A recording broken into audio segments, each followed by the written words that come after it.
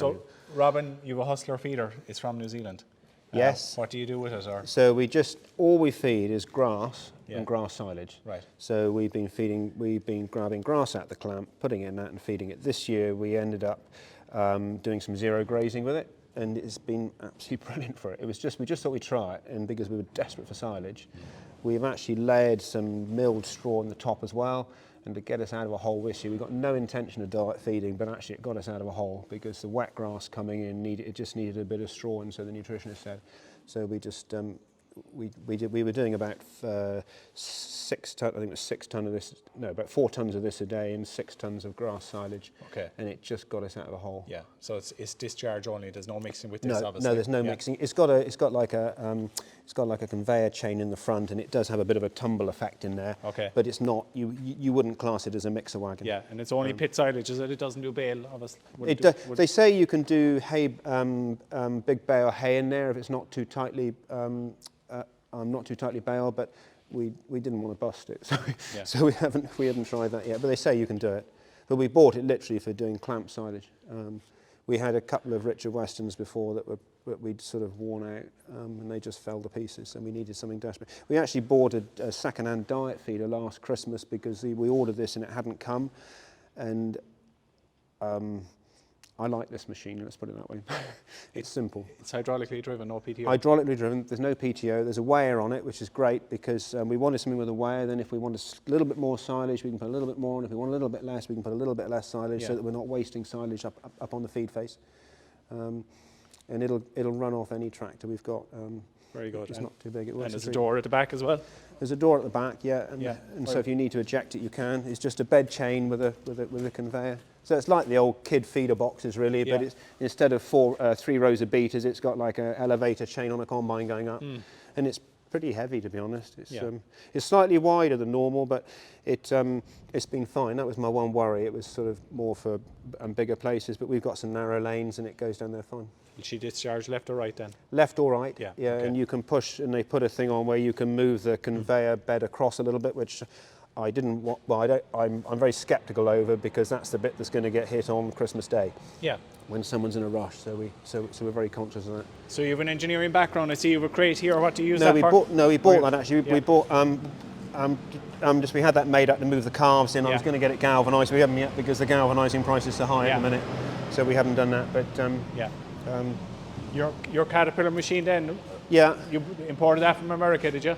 Yeah, we brought that in. It's a bit of a toy, I suppose, but we wanted to do some clearance work up in the quarry, used it for that, and actually it's pretty handy on the farm. The thing we bust the load all with all the time is moving trees, and that. Whenever you move a tree, you'll snap a thing on the front of the load all, and that's quite handy. If there's any trouble, you can just get in that. You're pretty safe. You can winch it out of the way. Okay. But we don't use it that much, to be honest. But it is good on tracks. It is very good on tracks. Yeah, very good. So your brush then, say here. Yeah, brush down there. That was more for the yards and the grain store and that type of thing. It's that we don't use it so much on the grain store now. It doesn't get in the corners, but we do use it on the yards. If you leave some muck on the road, you can whip down with that. It's been very good actually. That one, the last one we had, wasn't galvanised, and this one is, and it's better. How effective are they compared to a rotary brush? I suspect you'd have to go over that a couple of times. I don't want to buy a rotary brush, but I need a brush to clear the cow tracks. So I'm going to have to find someone with a rotary brush that can angle just to clear where we put some new cow tracks down. They've got a few little stones on, and we brushed one, which takes quite a while by hand. But I could do with someone with a rotary brush to come and clear that. It'll do a better job. Okay, bale handler. Yeah. We don't do many bales at all. We just do, and we just do probably, I don't know, a couple of hundred. We did a few more this year, late. So we last cut silage at the end of June, and then we were very, very dry. We fed hay for 12 weeks. So we've been zero grazing this autumn because we are short of silage. Okay. And that got us out of a hole, and then we ended up baling a few as well. Just to clear the ground. We've had some Italian ryegrass in the field. So mainly on this yard, sort of we're ring fenced. On a sort of triangle, and we're on one corner of the triangle, so the road network, this has always been the home here, just the main part, but this is where we do all the grain storage here. We got less grain now than we had, now we've gone over to the dairy. So it was a big part of your business once upon a time? It was about 2/3 of the business was, Yeah. was the grain before, Okay. and now we've cut it back. I was worried with the basic payment going as to how that would work, and so we needed a higher earning enterprise really. Okay. So are you storing grain on contract now, or? Not on or so contract, for it's all our yourself? own grain. Yeah, Yeah. So okay. there's probably I suppose there's 1,000 tons of grain here now. So we've built all this. This is a new grain store. We used to drive with an old Blanche grain dryer. Yeah. We wanted to find a different way of drying and heating the house. We put a biomass in, a Farm 2001 that burns big bales of straw, and that dries the grain and heats the house. We burn about 400 of these bales a year. That's a D4000, and that does a lot. And at the minute we're claiming for 20 years we can claim RHI funding on that, which gives us about 10 grand back, 8 to 10 grand depending on the year. We didn't have to dry anything this year. Okay. So dry with the weather. It was very dry, Yeah. That's the biomass, Okay. and we just open the door and put two bales in.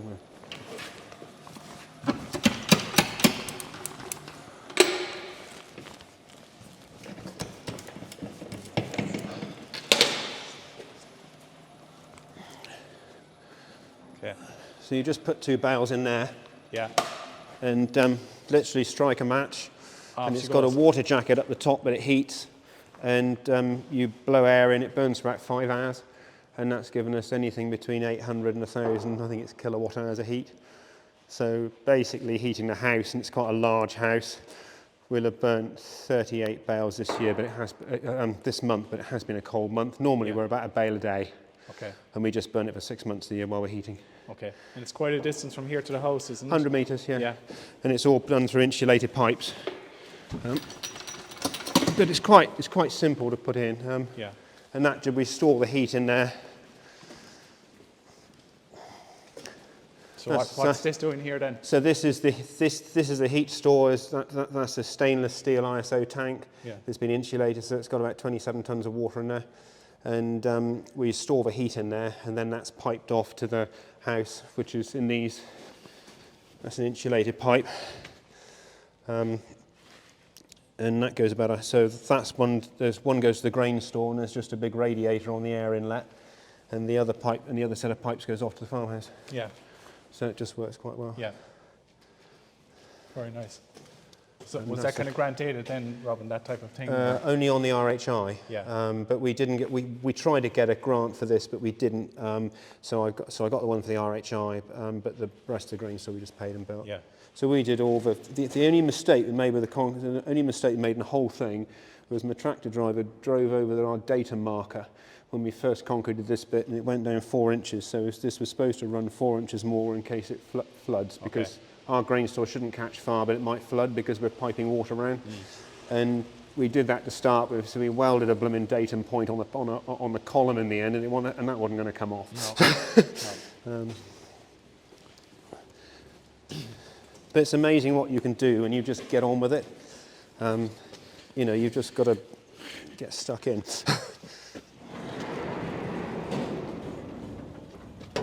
But your family has an engineering background. Yeah. That helps.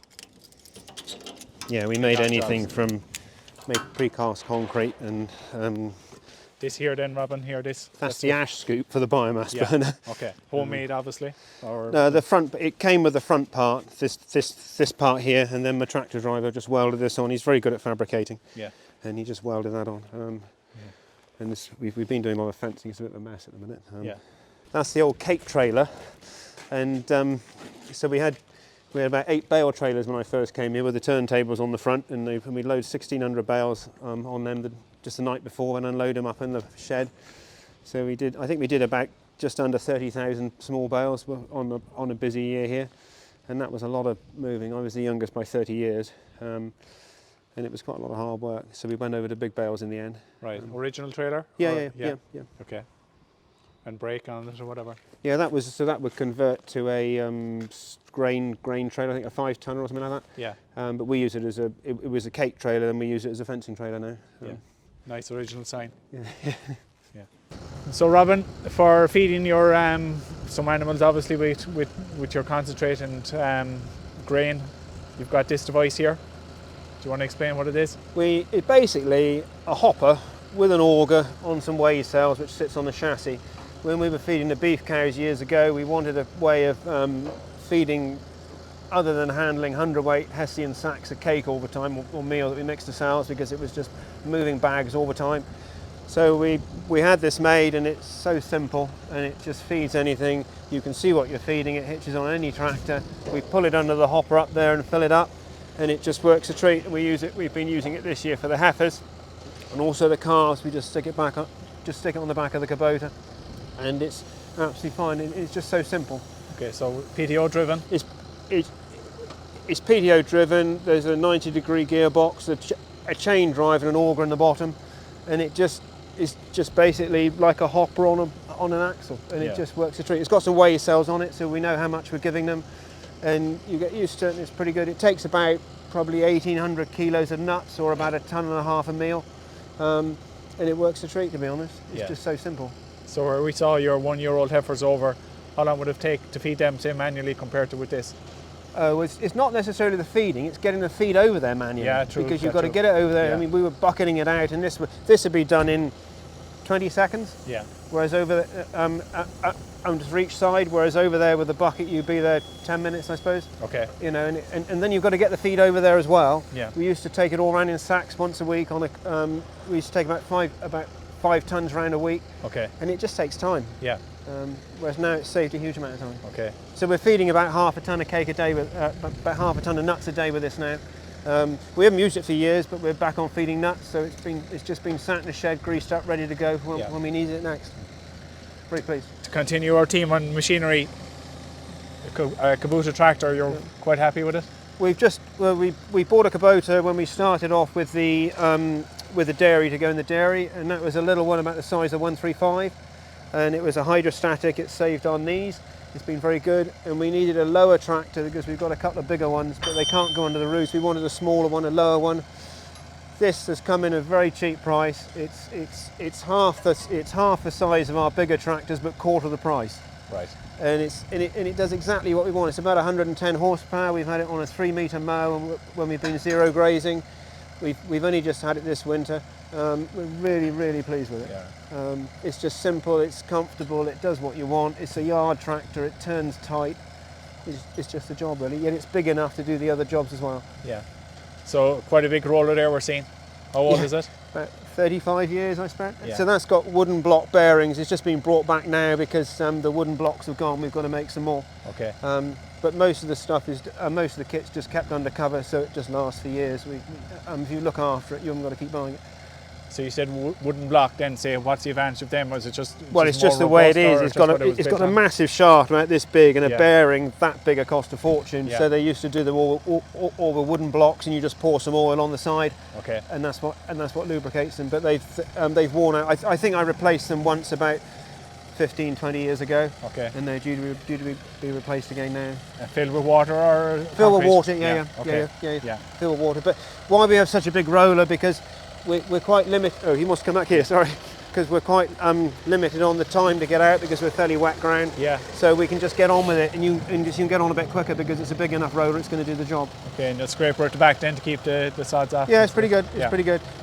We get an occasional crack in it, but we just drill a hole, weld it back up again. It's done. Yeah. You can when you go past the houses on the road, you can, if you've got your.